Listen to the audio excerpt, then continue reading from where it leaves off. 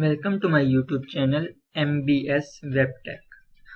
आज हम एक नई सीरीज शुरू करने जा रहे हैं, वो है CSS। तो आइए स्टार्ट करते हैं।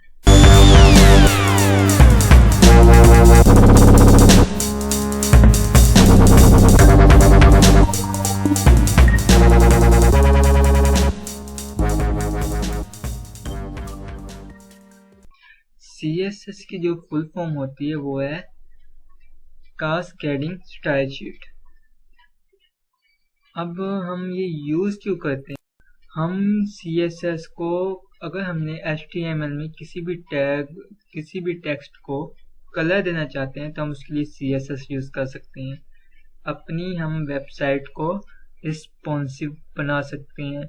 रिस्पॉन्सिव मतलब कि वो हमारे लैपटॉप पे कैसे नज़र आएगी, हमारे डेस्कटॉप पे कैसे दिखेगी, टैबलेट में कैसे नज़र आएगी, मोबाइल में कैसे नज़र आएगी, तो इसको रिस्पॉन्सिव कहते हैं। तो हम CSS से अपनी रिस्पॉन्सिव वेबसाइट भी बना सकते हैं। इसके बाद हम उसे बैकग्राउंड कलर दे सकते हैं। किसी भी टेक्स्ट को हम उसका फॉन्ट साइज बढ़ा सकते हैं, घटा सकते हैं।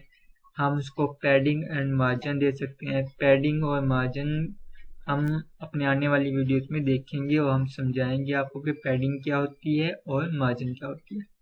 इसके बाद हम उसको बॉर्डर भी दे सकते हैं। हम किसी भी टेक्स्ट को भी बॉर्डर दे सकते हैं। हम किसी चीज़ को हम बॉर्डर दे सकते हैं। इसके बाद हम इसमें शेप्स भी बना सकते हैं। आप कोई भी शेप्स बनाना चाहें तो आप CSS में बना सकते हैं। इसके बाद हम एनिमेशन भी CSS में कर सकते हैं और इसमें हम बहुत सारी एनिमेशन जो है वो कर सकते हैं। अब है CSS के मेथड्स। CSS में 3 मेथड यूज किए जाते हैं। एक है इनलाइन, इन पेज या इंटरनल CSS, और तीसरी जो है वो होती है एक्सटर्नल CSS। इनलाइन CSS क्या होती है? इनलाइन CSS होती है हम कोई भी टैग लिखें उसी टैग के अंदर ही CSS करना। ठीक है, हम उसी ही टैग के अंदर उसको स्टाइल कर सकते हैं। इसके मैंने यहाँ पे एक एग्जांपल दी गई है, ये हम आगे करेंगे। इन पेज का मतलब होता है कि हम उस के जिस पेज पे हमने कोड लिखा हुआ है उसी पेज के अंदर ही उसको स्टाइल करना, यानी कि हम ऊपर या नीचे हम कहीं भी हम उसको स्टाइल कर सकते हैं।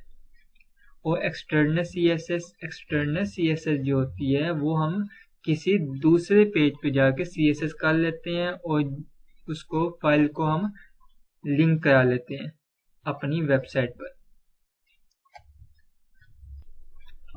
हम इसके लिए इसके लिए बहुत सारे टेक्स्ट एडिटर यूज कर सकते हैं। आप जो भी करना चाहें कर लें। आटम है, नोटपैड++ है, सबलाइम है, VS कोड है, ड्रीमवीवर है। आप इनमें से भी कोई कर सकते हैं और इसके अलावा जो है बहुत सारे हैं वो भी आप यूज कर सकते हैं। आज के लिए बस इतना ही। उम्मीद करता हूँ कि आज का लेक्चर आपको अच्छा लगा होगा। अगर अच्छा लगा है तो चैनल को सब्सक्राइब कर दीजिए और बेल आइकन को दबाना मत भूलिए। Thank you.